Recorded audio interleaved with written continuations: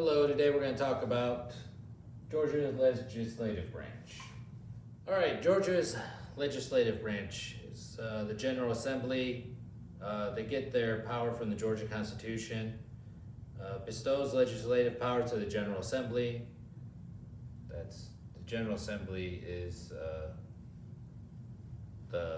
what we have up there. It's basically Congress for Georgia. It's a bicameral system, which means you have two chambers, the House of Representatives and the Senate. Members are voted in by the citizens. Their main purpose in the legislative branch is to establish new laws. That's what it is. It's the same in the national government as it is here. They just want to produce legislation, propose and enact laws. That's basically it. So I say again, their major function is to produce legislation, propose and enact laws. All right, so we have the House of Representatives and the Senate. So in the House of Representatives, there are 180 representatives, or 180 people.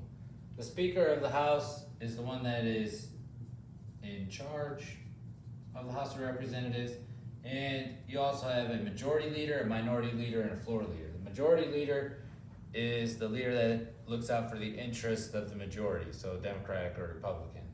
The minority leader is the leader that looks out for the agenda of the minority. So if I believe the Democrats right now control the House, so a Democrat would be a majority leader. The minority leader will be a Republican, and they're elected by their parties. The floor leader is the guy that looks out for the agenda of the governor. So over here in the Senate, there are 56 people, and the lieutenant governor is in charge of it. Lieutenant governor is basically the vice president.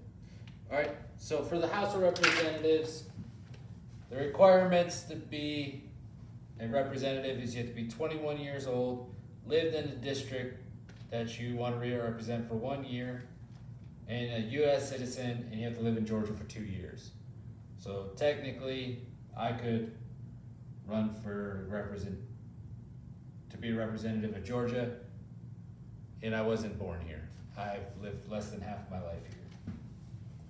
All right. In the Senate, you have to be 25 years old, you have to be a U.S. citizen, lived in district for 1 year, and resident of Georgia for 2 years. So the big difference here is the age. You have to be 25 to run for a Senate, 21 to run for the House of Representatives.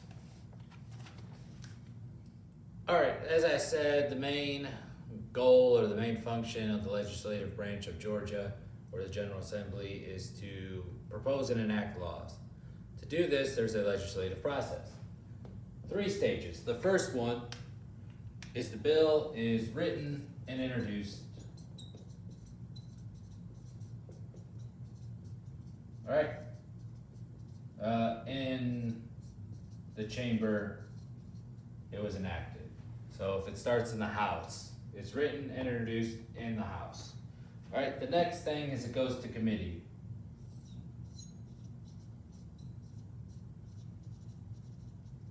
So in the committee is where they're tinkered with, the bill is. So this is bill to law. If you've never seen the Schoolhouse Rock, it's amazing. I watched it as a kid, but this is basically the same exact process.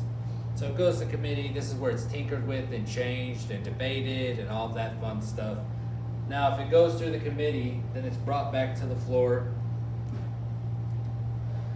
And it goes to the floor to be considered. Now, after it is written and introduced, goes to committee and gets tinkered with, then if it gets to the floor, it gets passed. So if this started in the House over here, then it has to go to the Senate. And all this has to be done again. It has to be introduced, it has to go to the committees in the Senate, and then it has to go to the floor for a vote. Now, if it passes all that through the House and the Senate, now if it's introduced in the Senate, then it has to go in the House. Or if it's introduced in the Senate, it just doesn't go straight to the governor. So after all this happens, it goes to the governor, and he can either veto it, which means deny it and send it all the way back to the beginning of the process. So if it gets to our governor, and he's like, no, veto, in this scenario, it skips the Senate, goes all the way back to step 1 of the House, introduced in the chamber, and then it will go to committee to be changed, and whatever else it needs to. He can also sign it into law, or he can do nothing with it, and it will become law eventually if he does nothing with it. The committee is, again, where it's changed and debated. Let's see if I missed anything. Most work is done in the committee. So in the House of Representatives, there's 36 standing committees. What a standing committee is a committee that's always there. Sometimes you have special committees that are just made for certain laws that are, or certain bills that are being put in. But standing committees are committees that are always there, like the Armed Forces Committee or something like that. You're put in committees by your party leader, and they want you in 2 to 3 committees, and if you're in the House of Representatives. Now, because there's less people in the Senate, there are 26 standing committees, which is 10 less than the House, but you have to work in a minimum of 3 committees in the Senate.